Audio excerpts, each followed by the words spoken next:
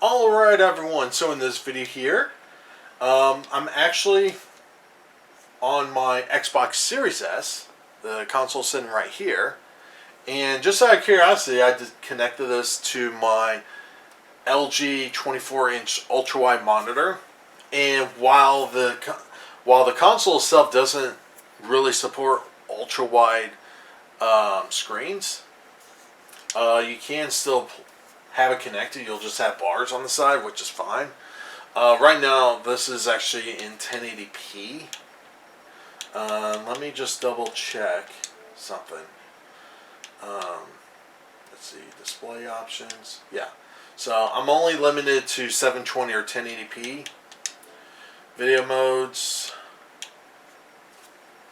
I'm gonna have to do some research on this. I think in order for me to have more options, I have to use the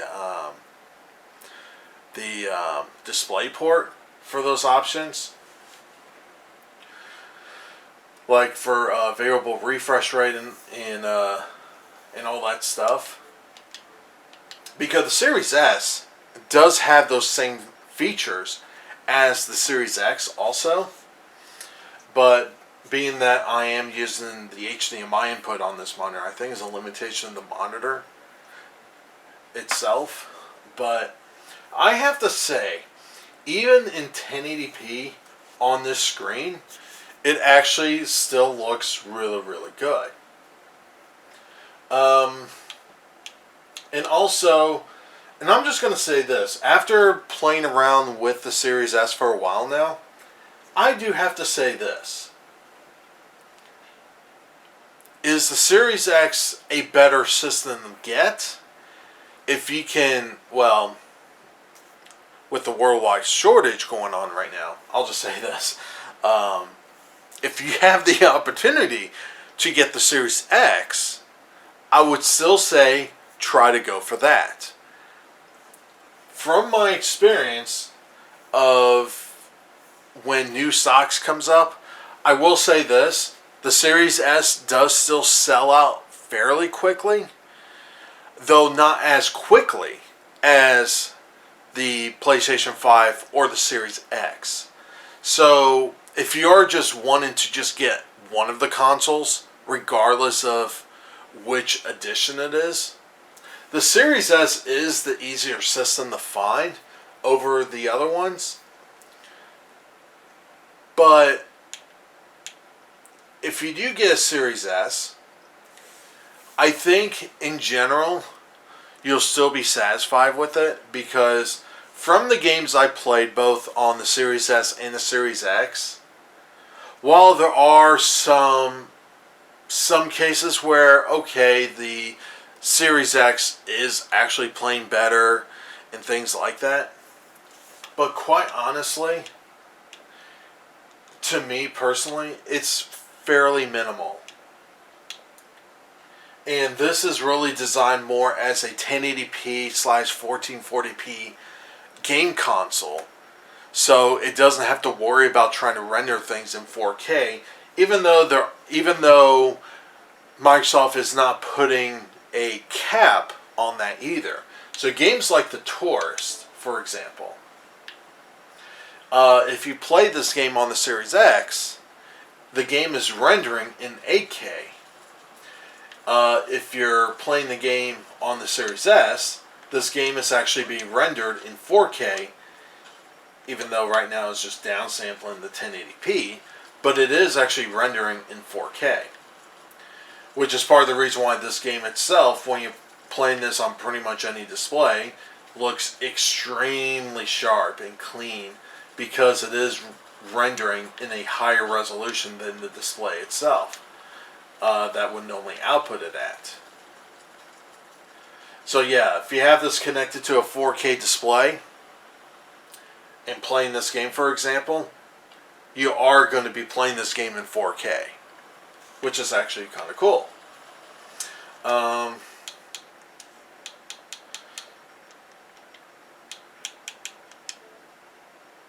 So if I go into, say, Doom 64,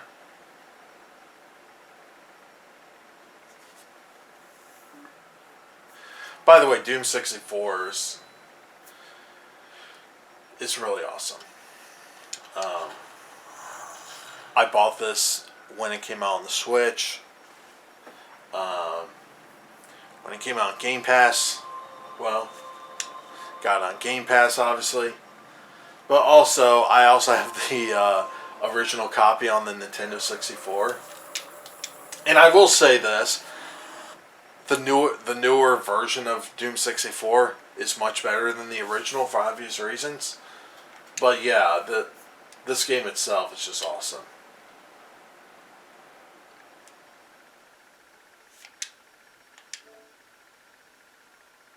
And I have to say this: going from the Series X, the Series S to the Series X, and vice versa, I have to say this: the experience of just playing games on it, when it comes to like your save data and stuff like that, it automatically syncs in the cloud, and say like you have a save that is newer, it automatically syncs when you're playing the game.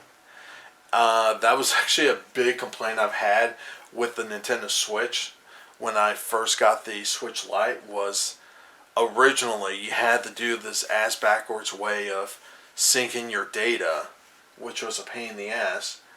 It's a lot better now. It's not 100% perfect, but Nintendo, seriously, contract your online infrastructure to Microsoft, because in terms of the overall user experience, now you can say whatever you want about the user interface, but in terms of the back end stuff, when it comes to online multiplayer,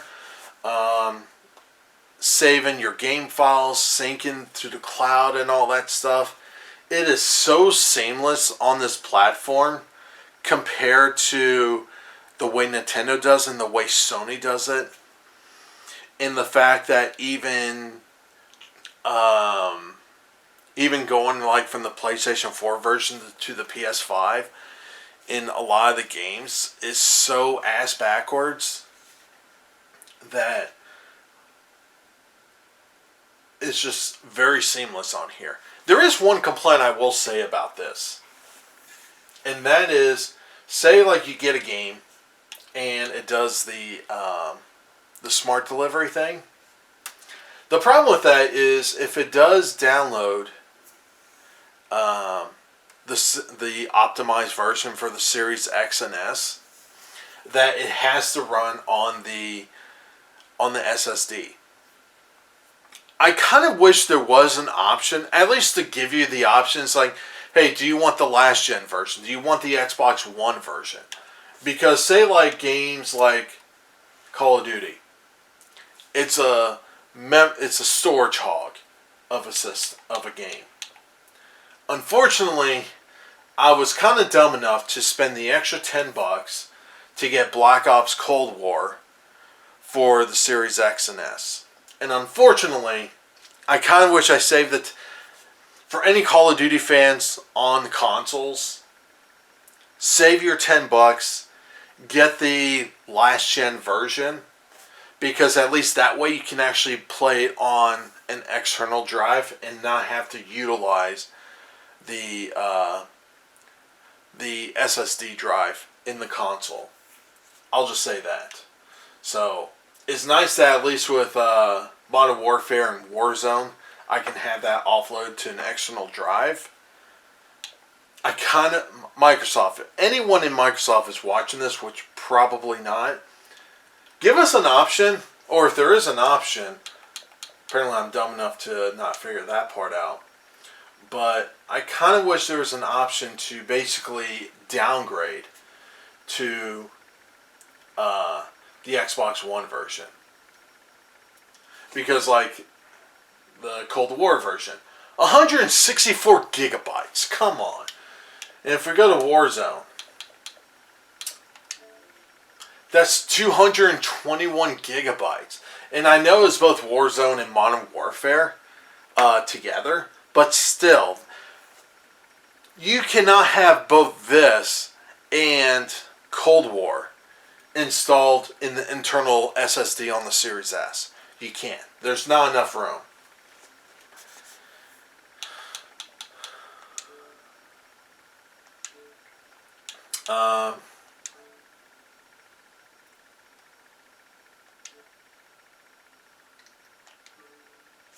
Anyway, I just wanted to make this quick video just to basically talk about my overall experience with the Series S and, just having it connected to a monitor just for the hell of it.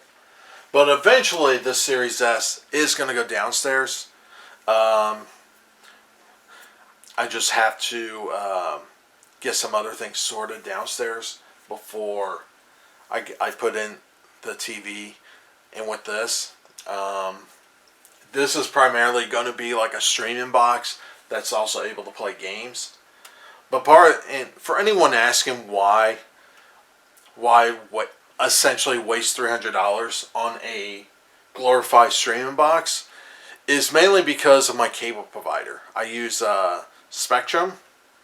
That's my cable provider, and my TV is through their streaming app.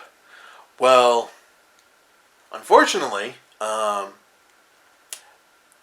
there was like some dispute between Spectrum and Roku, at least the last time I read about it. So any new Roku device you purchase or get, you cannot actually install it on a Roku device. That's why the TV I have in the kitchen is a Roku TV, but that was purchased and also that app was installed prior to that whole thing. I'm going to have to double check if that's still true though.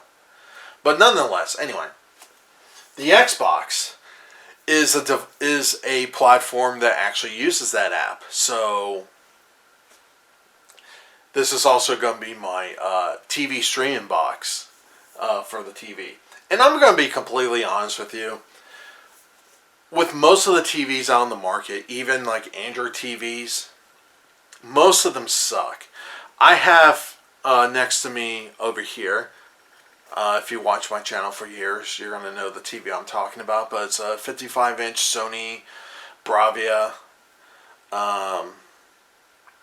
that has Android TV. And, I've had some problems with it in terms of the software experience on it. And here's how bad it's getting with it.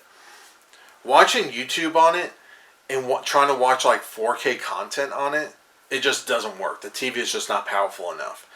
So Sony designed a 4K TV with Android TV, and being that it's basically a Google operating system, using a Google software or a Google app, YouTube, to watch 4K content on it just doesn't work. The video just freezes. The audio will still play. The video just freezes because the processor in the TV is just not fast enough to process 4K content on it. So by having an Xbox, for example, well, the Xbox is also just a better streaming device.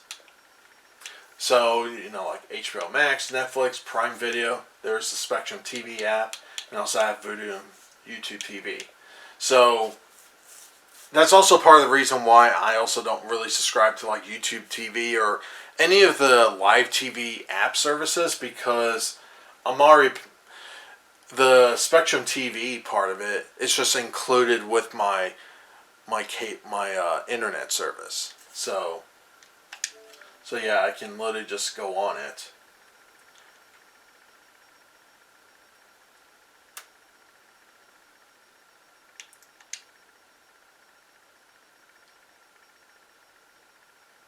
And there you go. So yeah, that's my live TV.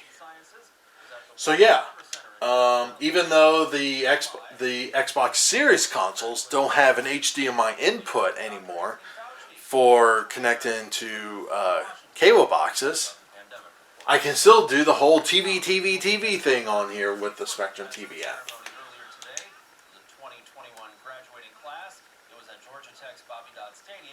writer, philosopher, and equal rights activist Angela Davis giving the keynote address there. Ronald Acuna did not start, but he did make an appearance today for the Braves. Channel 2 Sports. So yeah, anyway, I'm going to end it here. What's coming up on Sports Zone Sunday? But yeah, nice little box. I think the Series S, if you already have a Series X and you just need like a secondary console, honestly, I would just save $200, get a Series S, and you're pretty much good to go. Another problem though is the biggest issue with the Series S, honestly, is the storage.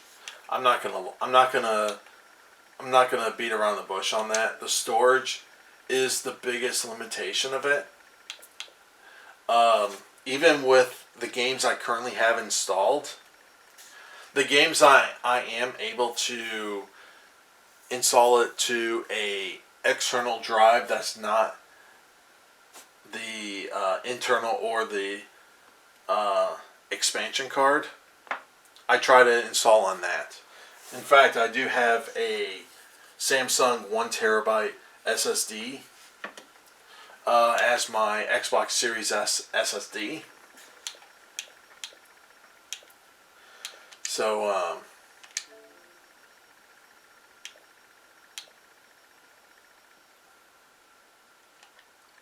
wait a minute. Storage expansion card, view content. Oh, so apparently I have 2 games on here.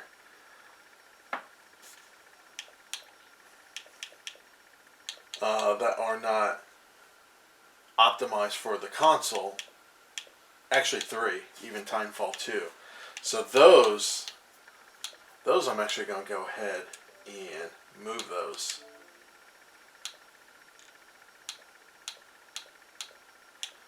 So we can take that, Terminator, Titanfall 2, and we're going to move that to the SSD. Now they're all SSDs, but I will say one thing: if not anything else, the SSD in these consoles is so much better now. By the way, it's actually moving over almost 7 gigabytes right there.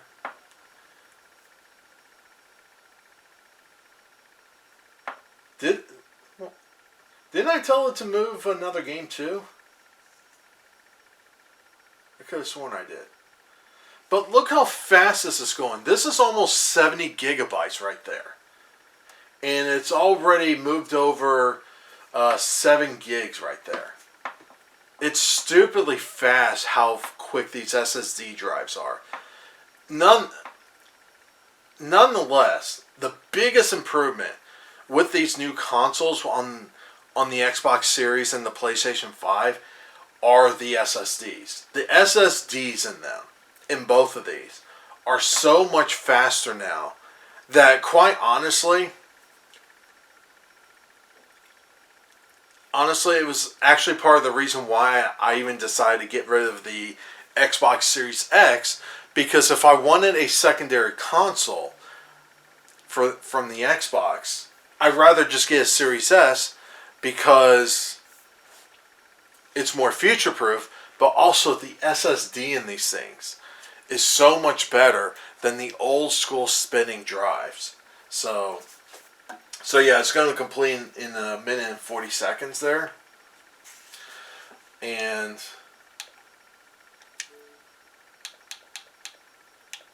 yeah, it's just...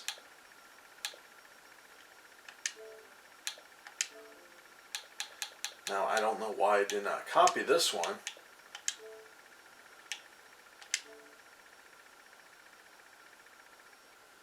Oh, apparently that's already on there. So why did it show up on there?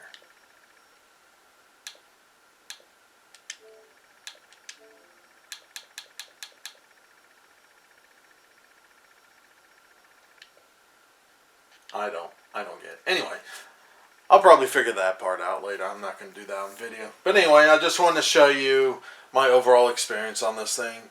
I actually do like this console. And I've said this early on too, when I originally got the Series X. But if I didn't have physical games from the previous consoles, honestly, I probably would have just saved some money and just got a Series S.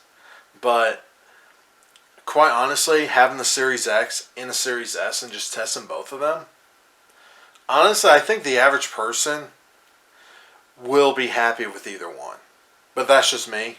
And it is actually pretty nice to have, just a small little box and not like a Series X, is, pretty thick console and the PS5, that's as big as, like a house or something like that. But anyway, I'll end it there. Like always, have a good one. Leave those comments down below. Make sure you like this video, share this video, subscribe if you're not subscribing. Like always, have a good one.